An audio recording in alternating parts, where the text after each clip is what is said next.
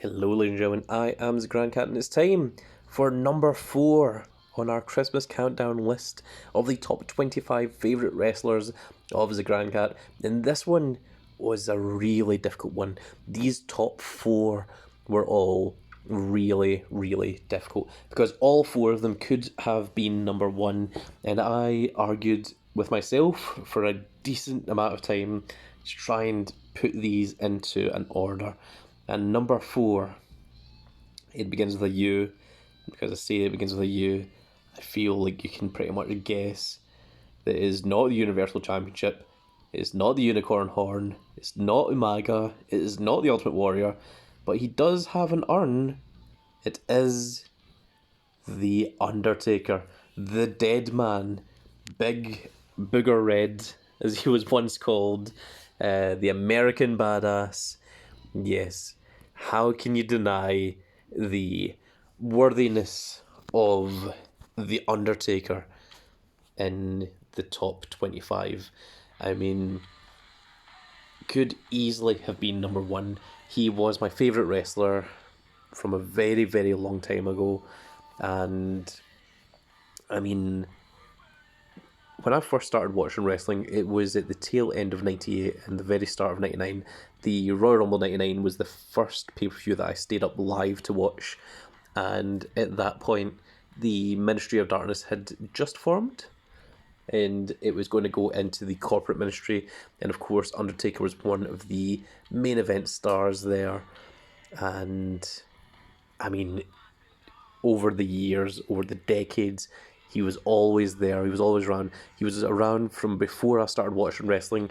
He was all the way through the entire Attitude Era, into the PG era, even further than that. I mean, just look at some of his last WrestleMania matches, and he is still, amazing to this day. Like, he can still absolutely go one of the best in the industry, never breaking character, never really changing. I mean, when he went to the American Badass, the reason he went to the American Badass was because he wanted to go to WCW because he wanted to drop the whole mysticism gimmick. He wanted to drop all the spooky bullcrap, and he wanted to be himself, and that's why Vince allowed him to be the American Badass, to give him, a version of Mark Calloway that we hadn't really seen before.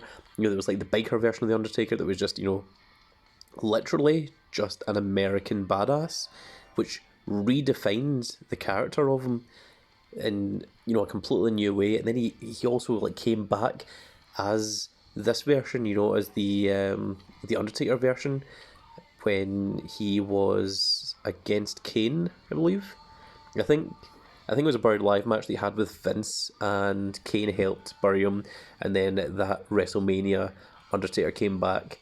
But I mean, the guy is that's a special SummerSlam one there.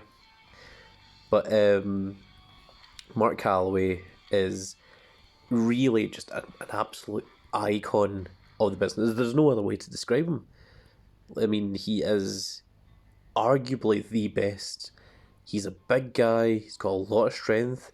He can, he could do flips. He used to like practically one-handed backflip out of the ring. He could do the dead man's walk. It was later called old school, where he would walk along the top rope. He had a somersault clothesline as well. But he could do tombstone pile drivers to big guys, big guys that would trust him to not drop him on his head, and he would drop to his knees, while holding big guys as well. He had the choke slams and everything, and then later when the tombstone, pile drivers in general were banned, he I don't know if he invented the last ride, but he was definitely the one that made it famous. And like the power bomb, but like lifting him up as well. And just like the absolute icon, the absolute master. If you ever wanted to see what a legend in professional wrestling looks like, just look towards The Undertaker, because there isn't really anyone better. Not really. You know, I mean, there's no one that's been around, you know, from the old times, you know, in the times of, you know, I mean, he was originally brought in by Ted DiBiase, you know, the $1 Million Man in Survivor Series, and obviously, you know, went right through to the Boneyard match against AJ Styles, you know, and even then, he's said never say never, you know, like if he's needed, you know, like break glass for Undertaker, like, you know, he could still come back. I mean, I think he's retired, but he's still around, and that means there's always a possibility. Some of Undertaker's best matches, let me think. That's a difficult one because he's got a whole bunch of really huge matches. But my personal favourite Undertaker match is the Hell in a Cell against Triple H, where Shawn Michaels is the special guest referee at WrestleMania, because it has one of the scariest moments in history when Shawn Michaels turns around and Sweet Chin Music's Undertaker, and then Triple H hits the pedigree on him, and then Shawn Michaels goes for the count, and he only gets to 2, and Undertaker kicks out, and everyone thought that that was the streak ended.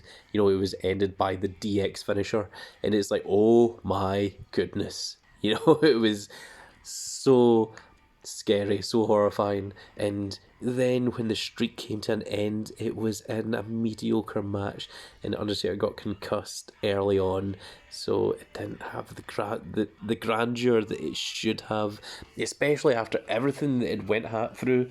You know, the first WrestleMania match between Undertaker and Shawn Michaels, the second WrestleMania match where Shawn Michaels put his career on the line, then the Undertaker versus Triple H match, then the second Undertaker versus Triple H match. You know, I mean, Undertaker versus Triple H match, the first one, Taker like barely won, where like Triple H had the match like completely down.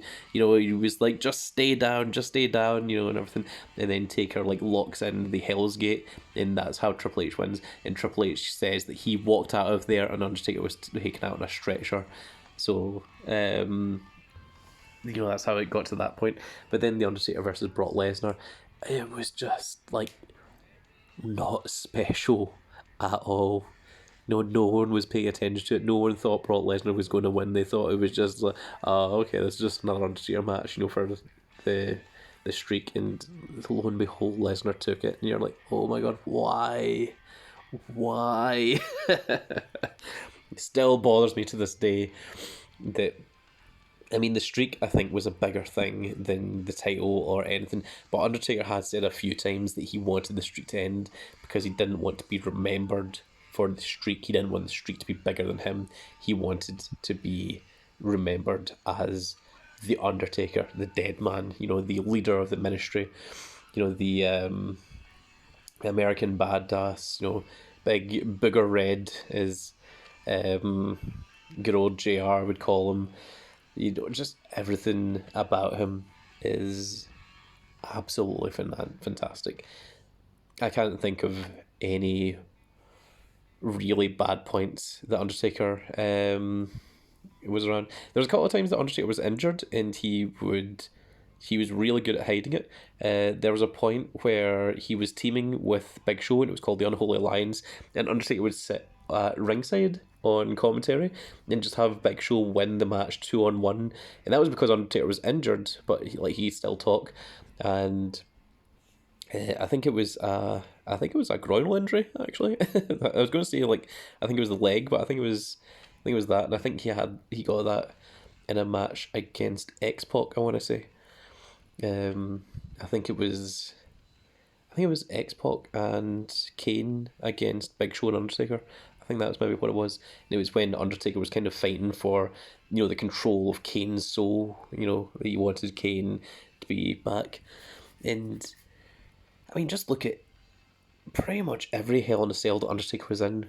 You know, his casket matches, his buried alive matches. You know, I mean, there's some that are better than others, but I mean, I would say they're all good. You know, I wouldn't say there was any that was absolutely terrible. And yeah, I mean, even just like the cool aesthetics of coming down to the ring and his, his Harley Davidson motorbikes and things.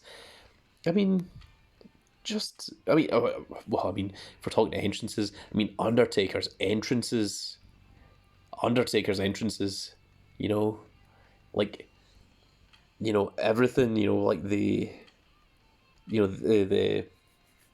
Ministry soundtrack, the gong, Paul Bearer coming out, the Druids, the WrestleManias, the Druids with the fire and things. Yeah, you know, Undertaker is the guy.